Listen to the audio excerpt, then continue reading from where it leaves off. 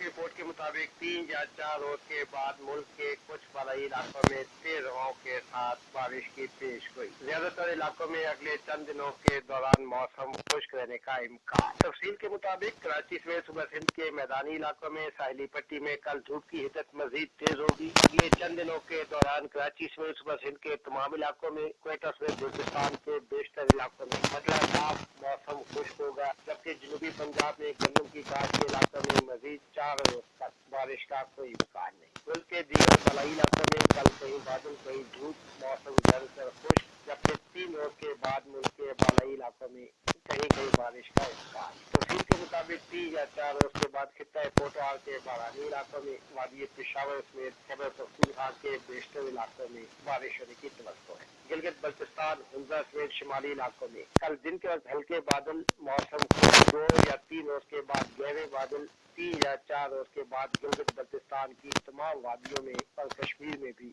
बारिश होने का इम्कान। इस्लामाबाद में कम से कम टेम्परेचर 7 डिग्री सेल्सियस, लाहौर में 9, फैसलाबाद में 10, मुल्तान में 11, मक्का में 14, हैदराबाद में 15, कराची में 16, क्वेटा में 6, यूं खान में 11, पेशावर में 8, मुजफ्फराबाद में 5, मरी में कम से कम 3 और श्रीनगर में कम से कम टेम्परेचर 4 डिग्री सेंटीग्रेड रिकॉर्ड किया।